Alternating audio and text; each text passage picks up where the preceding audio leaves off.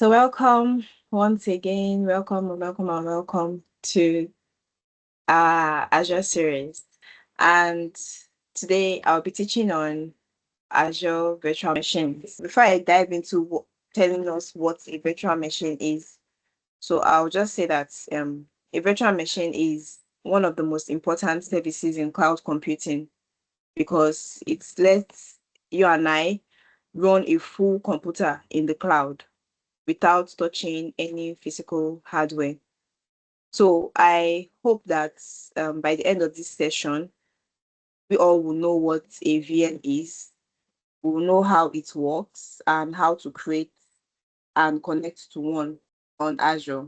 So my name is Olive Okakun and I'm here with Paul Oborefo. So we are both cloud computing engineers. I know that I was once wondering what a virtual machine is. When I came to cloud computing, I kept on hearing because I feel like virtual machine is one of the most important, if not the most important resource in cloud computing. So I kept on hearing virtual machines and I was like, which one is virtual machine? And they told me that virtual machine is having a computer in another computer. And I'm like, computer in another computer. It took me a while before I understood it actually. But after I joined my place of work and they started breaking it down, not just breaking it down, I also saw a practical of it and I was like, oh wow, so you are actually operating this machine in your machine. So it sounded very funny, but it was actually a very wonderful experience. So let's dive into it. So now we'll be talking on what is a virtual machine. So a virtual machine is like a computer, just like I said earlier, inside another computer. So it behaves exactly like a normal laptop or desktop. Just exactly. It's just like you're having your computer in your computer, your laptop in your laptop. So it has its own OS, that it has its own operating system, it has its own memory, storage, applications. So the difference is that it is not physical. So you can't carry this one. You can't carry it like if you're going home, maybe you're closing from your work, you package it, put it in your bag. This one is just in the cloud. It's virtual, right? So that's the difference. So Azure hosts it for you in the cloud. Aside Azure, there are other cloud providers that also helps you host your virtual machines. So an example, imagine borrowing a fully functional computer from Microsoft anytime you need it without buying a hardware for it. It's basically a computer that lives in the cloud. It has its own everything, its own OS, memory. You have the liberty to choose to configure it the way you want to, right? There's one of my mentors, when she was teaching us virtual machines, she said outside the country, when you want to buy a computer or a laptop, you don't buy everything in full, right? You tell them, okay, this is the storage I want, this is the OS I want. Then they'll help you like configure everything together and give you your system or your laptop. Unlike how we do it here in Nigeria, here you go to the market, you can just buy your already packaged computer, already packaged laptop, right? So it's just like you, for example, this virtual machine is just like the one they do outside the country, because this one you have the liberty of okay picking what you want, the exact features, like the exact workload you want to carry. Maybe you're using it for something, you already know, okay, what kind of computer do I need, what kind of storage do I need on this computer. You configure it by yourself, right? It gives you the liberty of doing all those things. Okay, so why use a VM? Because you might ask, okay, when I can carry my hardware, why do I need to configure a virtual machine? Now, we need a virtual machine to test applications safely without affecting your main computer. So if you want to, like, maybe you want to develop an application or you want to test it, you can just easily, okay, let me spin up a virtual machine and test it on that VM instead of testing it directly on your main computer. So basically, even if you work in a place where you help customers troubleshoot, also where you help customer configure a lot of things, you can, before going to the customer's environment, you can easily configure it. You can easily do whatever you want to do on your virtual machine before taking into the customer's environment. So it's also used to host websites, applications, or services. It's used to practice IT skills such as installations and configurations. Then on a VM, you can run Windows or Linux without owning the physical device. So that it gives you the liberty of choosing the OS you want to use or the image you want to use. Then you can create, delete, or change it anytime with no physical damage. It's actually very, very, very flexible. I know how many times I spinned up a VM, used it, and maybe deleted it when I don't need it again. So it's actually, and there is more. There are a lot of things you can use VM for, but basically, this session is about you creating the VM, then remoting into it using RDP, that is a remote desktop protocol. So steps to create a VM in Azure. To create a VM in Azure, we'll have to log into portal.azure.com to do that. Then you search for virtual machines. You click on create. Although I'll be showing us the practical. You click on create Azure virtual machine. Then in the basics tab, you fill in your subscriptions, the resource group, which I spoke on the last time. I think our last session, right, Paul? I think it was the last session. Yes, we spoke on resource group. Okay. Yes. So resource group is like a container that I used a makeup example. You having your makeup kit, putting all your makeup stuffs in that bag. So that's what a resource group is. It's like a container, a bag where you put all your resources. So you'll be required to select the particular resource group you want them to be in. Then of course you have to give your virtual machine a name. If you want to have it, it should also have a naming convention, because it's actually very good in a production environment. You should have like a particular way you name your virtual machines or your resources. So you give your virtual machine a name and a region. Then you choose an image for your virtual machine, whether a Windows server or Windows 10 or 11, whatever you want to do, depending on why you're creating your virtual machine. So you select your VM size, you set your admin username and password, then you click on review and create, then you wait for deployment to complete. So this deployment doesn't even take up to 2 minutes before your VM is being created. Okay, so key Azure terms you must know. The resource group, which I already mentioned earlier, is like a container or folder where you store all related resources, your VM, disks, your NIC, which is your network interface card, your IP. Then your region. Region is actually very important when creating a virtual machine. So it's a physical Azure data center location. For example, you have a lot of regions, so you choose or select the one closest to you, because that's where your virtual machine is going to be stored. You should know, okay, the location or the region closer to where you are. This improves latency.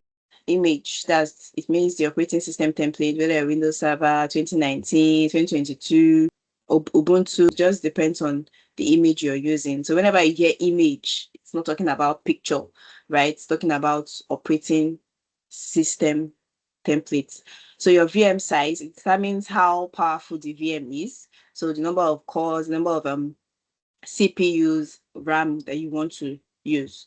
Availability options, settings that improve reliability. I put it here that it's not compulsory for beginners. So this is like availability zone. It still has to do with region, but I'll be showing us practically. So now connecting to the VM using RDP, I want to quickly go through this so that we can go into the practical. I feel like practical makes you to understand things better instead of theory. So when you're seeing it, it's sticking better than you just reading, talking and talking and talking. So I'm trying to rush through this slide so that we can go into the practical. So connecting to the VM using RDP. RDP is Remote Desktop Protocol, like I mentioned, and like it enables you to log into your virtual machine using your username and your password, right?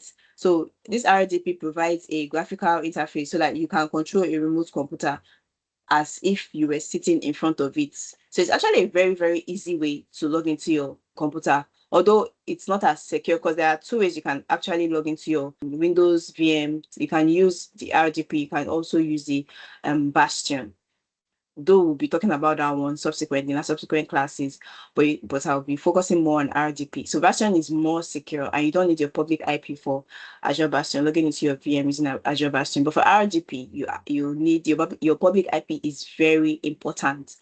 Logging into your system using RDP. So on the VM overview page, you copy your public IP address, you click on connect, RDP, you see a download RDP file. So there are two ways you can actually access your RDP file. You can go to your Windows button on your computer, click on it, you type remote desktop, you click on it, then input your IP, your public IP address, and it loads, then you input your password. The one here too is another way. After creating the VM and your VM has started running, you go to connect, then you see RDP file, you download it, open the downloaded file, then you enter your username and password. So this one just takes you in. You don't need to start copying your public IP address and click yes to connect. Your Windows server, your VM will open like a normal computer. Summary, your virtual machine is simply a computer running in the cloud, and Azure lets you create one by choosing a region, operating system, size, and login details.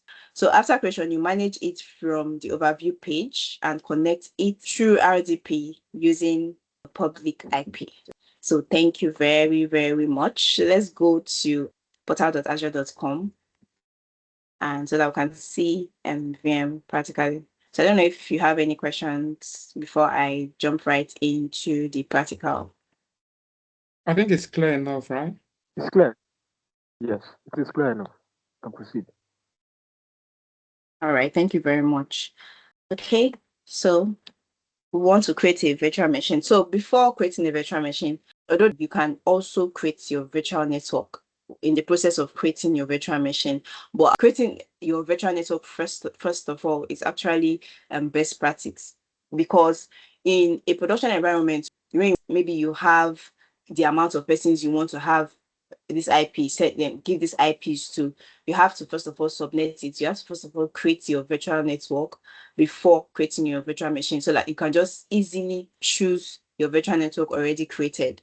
However, if you do not want to go through that route, you can create your virtual network in the process of creating your virtual machine. So let me go to the virtual network. You already see that I created a virtual network before.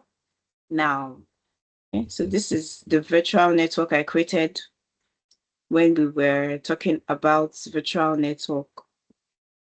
Maybe you want to refresh the page. All right, then.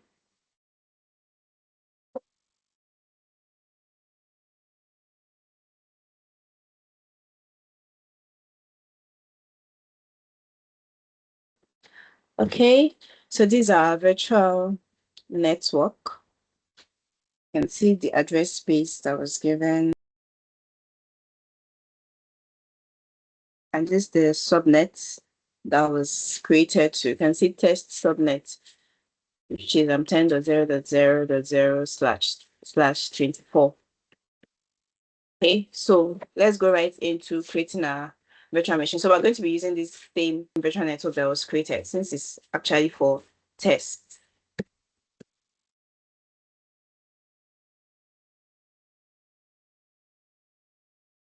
So we're going to type just like I did now, virtual machines. Once it comes up, we're clicking on create.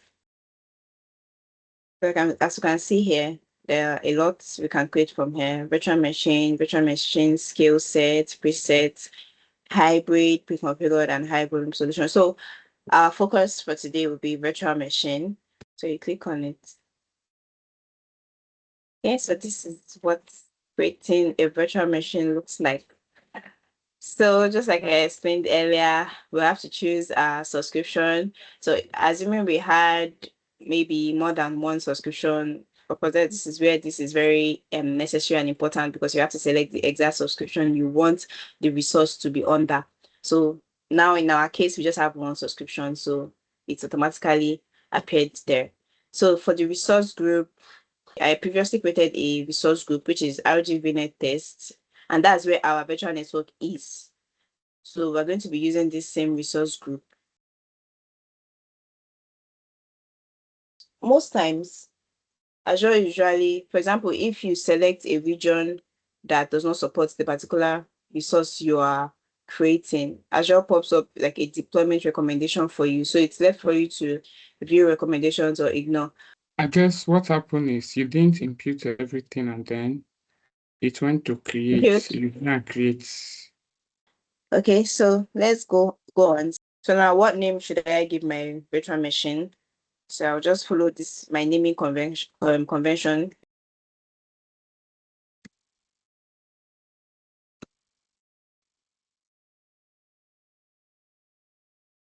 That's Azure Series VM test. Okay, so it automatically took the same region because I mentioned that the resource group was created in this same region. Then the availability zone, which is basically for redundancy, basically separates your resources within an Azure region. So in case there is like a fault, it automatically fails over to another zone. So that's like the basic importance of this availability zone. Self-selected. So click on the self-selected zone. So this zone option, choose preferred zone for your VM, self-selected, and let the system assign a zone Azure selected based on your availability needs and current conditions.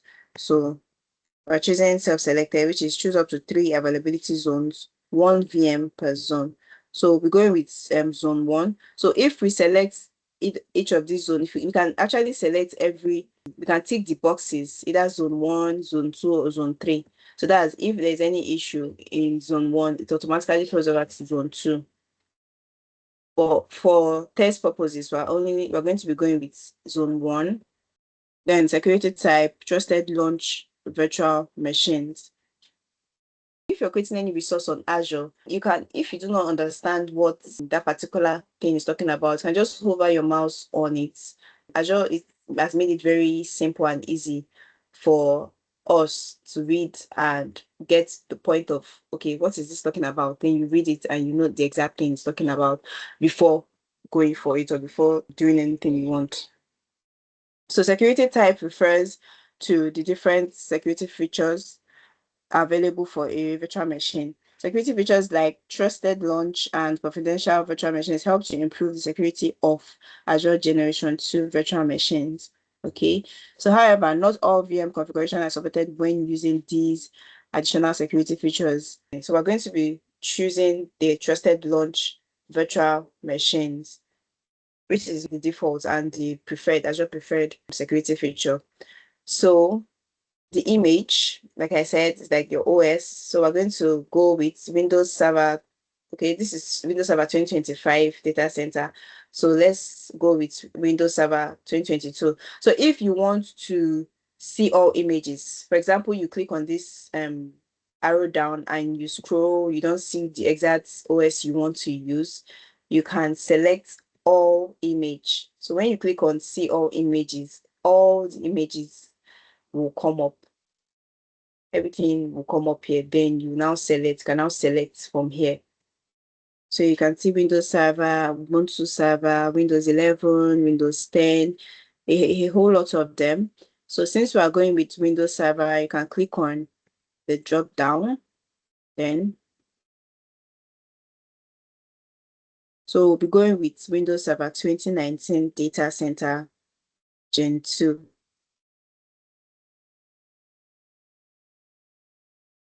Okay, now for the size, you can see here, this size is not available in zone 1. Zone 2, 3 are supported.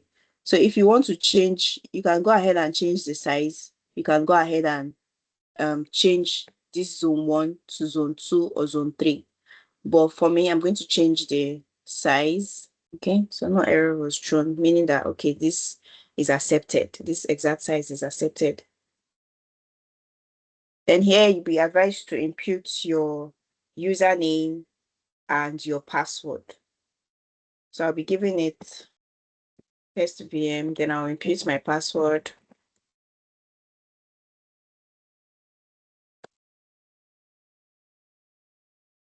For here, inbound port rules. Select which virtual machine network ports are accessible from the public internet. You can specify more limited or granular network access on the networking lab. So now for here, since it's a test environment, we'll be selecting some ports, right? But most times in a production environment, we'll click on none to avoid like maybe any internet access using any port that is enabled. So we'll just click on none. But for now, we'll be clicking on allow selected ports. And the selected ports we're going to be allowing is RDP. So we have HTTP, we have HTTPS, and we have SSH. So this SSH is basically for the Linux virtual machines. If you're creating a Linux virtual machines, you won't be seeing this RDP. It's SSH that will come up here. So since this is a Windows virtual machine, we'll be selecting remote desktop protocol, that's 3389. So this will allow all IP address to access your virtual machines, which, as I said, is not recommended for production. So it has also written here, this is only recommended for testing. Use the advanced controls in the networking tab to create rules to limit inbound traffic to known IP addresses. Okay, so the next, we'll click on next, which is the disk. So the default disk is always premium SSD, but we can limit it because this is usually very expensive. So, and usually very fast. But for you to save costs, since you're just creating it for tests, I would advise you go for the standard SSD. As you can see here, premium SSD, best for production and performance sensitive workloads. The standard SSD, best for web servers, likely used enterprise applications and dev slash tests. Then the standard HDD rather is best for backup, non-critical and infrequent access. So I advise we just go for the standard SSD since it's a test environment. So you can see that the image default for the disk size default is 127. However, there are other sizes here that you can select depending on why you're creating the virtual machine, the workloads that you want to put on the virtual machine. So you have to check here and use your discretion. So that for now, I'll be using 127. Delete with VM, can leave it, take key management. So a disk encryption set stores the custom key that a disk or snapshot will use for encrypting its data. So you must choose an existing disk encryption set during this step. Disk encryption sets require access to key vaults and keys. So basically, this is used for encryption of data. So here we'll be selecting the platform managed key. There's also the customer managed key. So click on next, networking. So this picks the virtual network that I created earlier.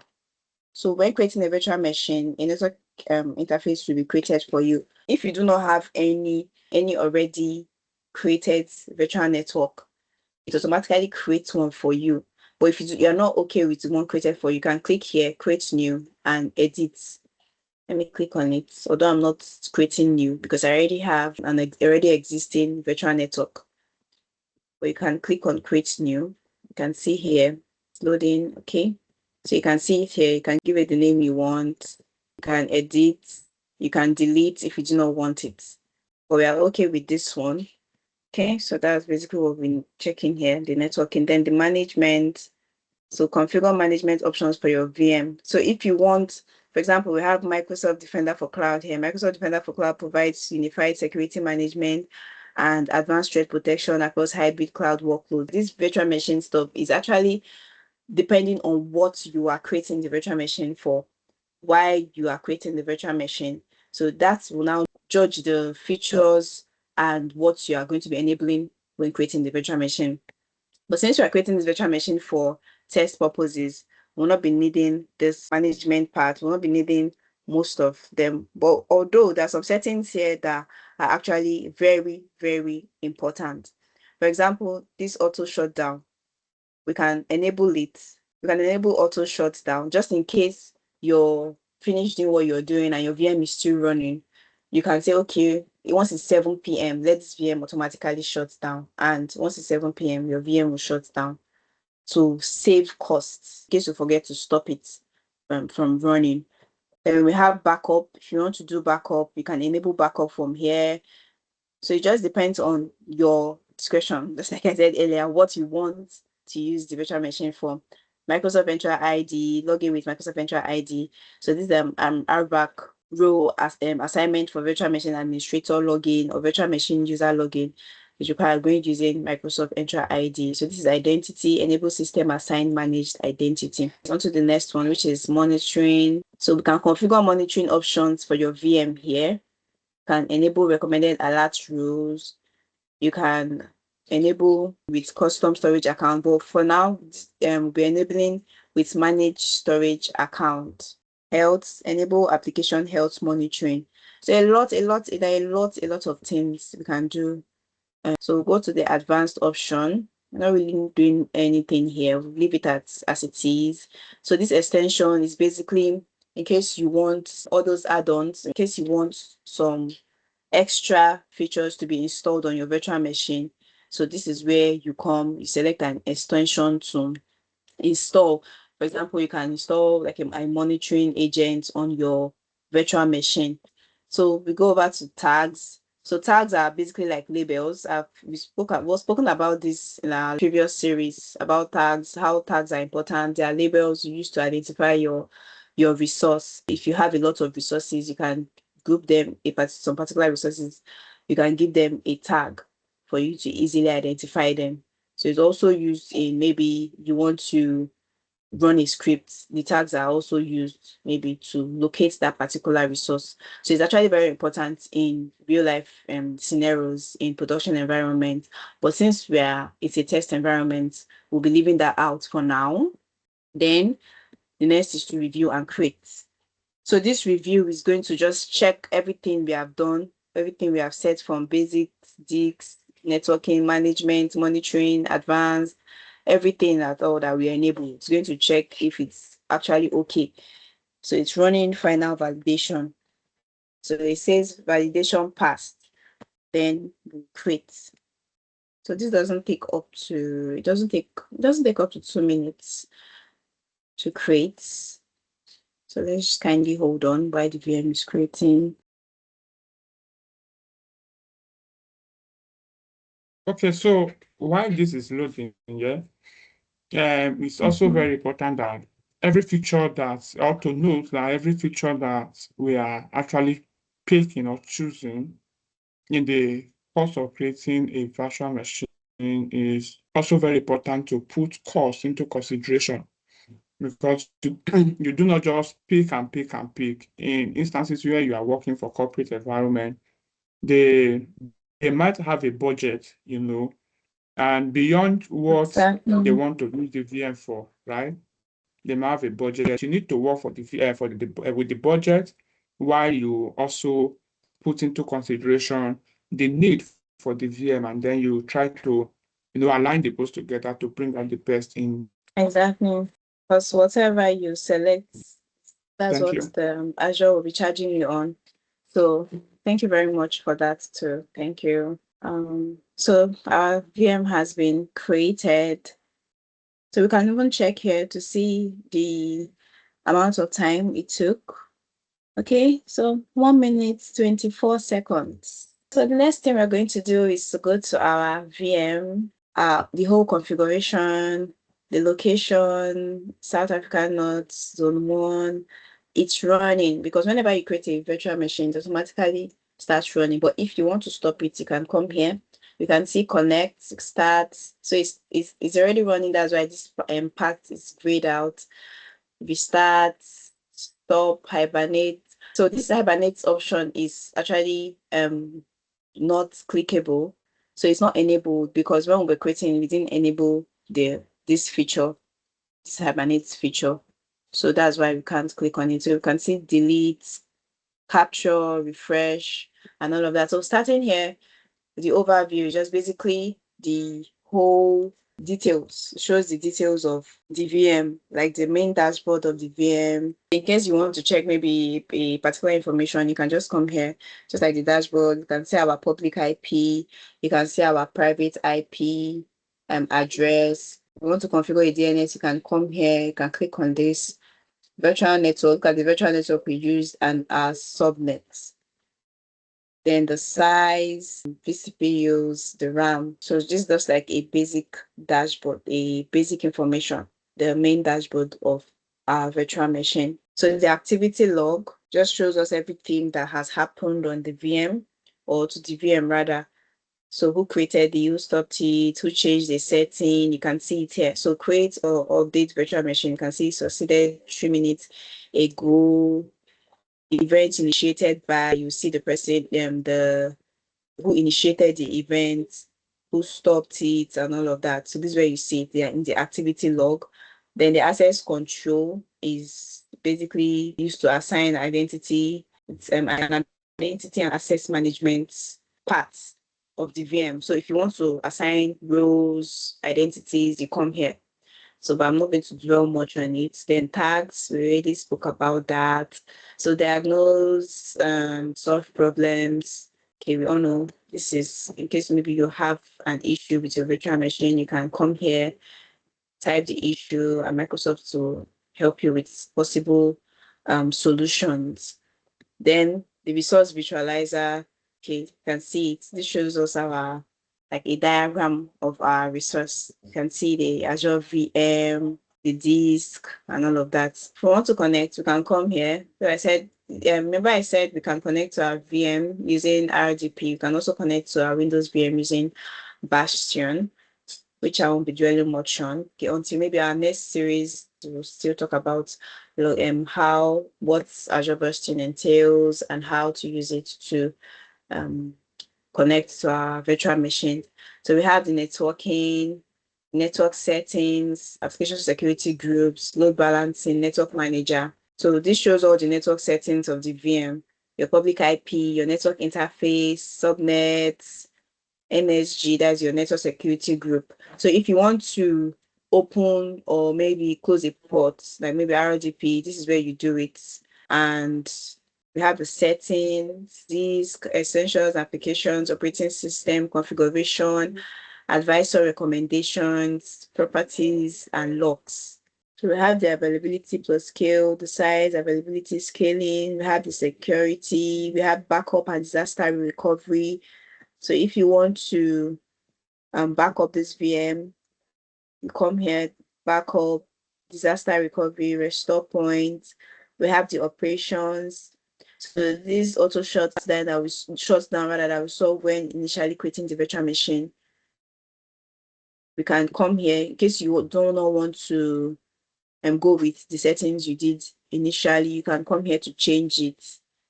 You can change the settings, put the time you want. But if you don't want auto shuts down, maybe you want your VM to be running 24/7, can come here and put it off. Then we have the updates, run command. You can run PowerShell scripts.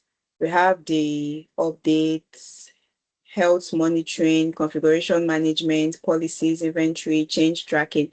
We actually be going through each and every one of these subsequently. Then we have monitoring.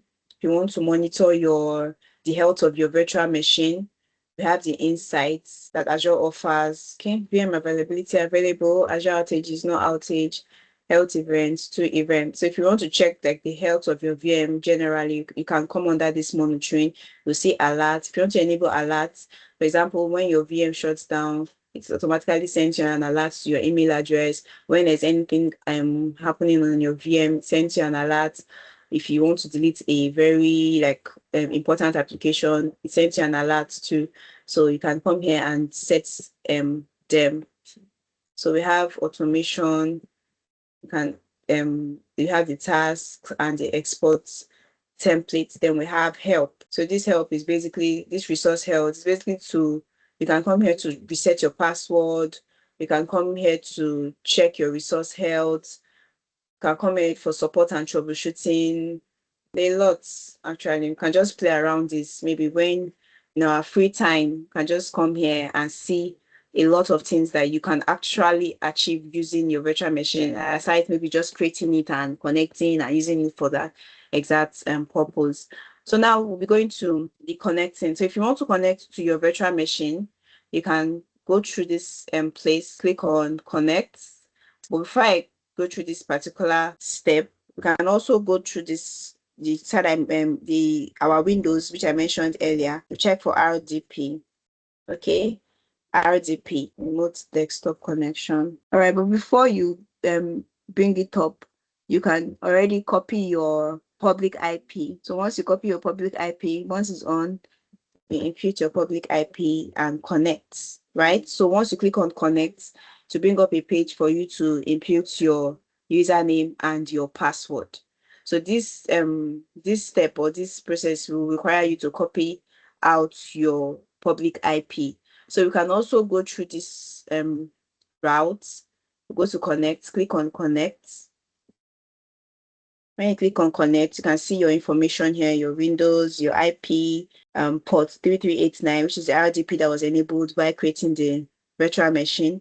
So what you just do here is to download this RDP file. Okay, so once it downloads rather, you come to your files.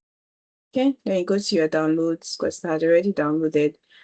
Then what you just need to do here is to double click. So this, you don't need to delete this maybe after you are done. You don't need to delete it because you can always come here to access your VM. You can always come here, click on it, and straight up it takes you. You have to input your password and username. Sure, your administrator password and username that you initially used when creating the virtual machine.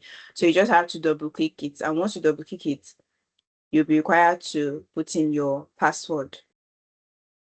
So you just click on connect. So this is it.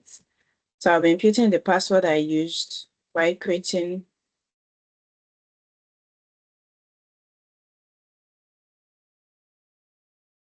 Click on yes.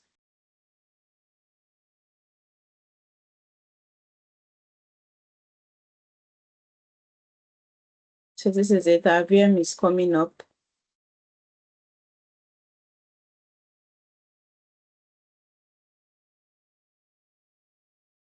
Okay, voila. And here we have our virtual machine, our computer inside our computer. So we can do whatever we want to do here, just like our normal computer, right? We can install applications, we can configure it to what we want to use it for, like our normal computer. So that's basically it for it. I'll be stopping here for now. So I don't know if you have any contributions, any question, addition to everything so far. Thank you very much for your time.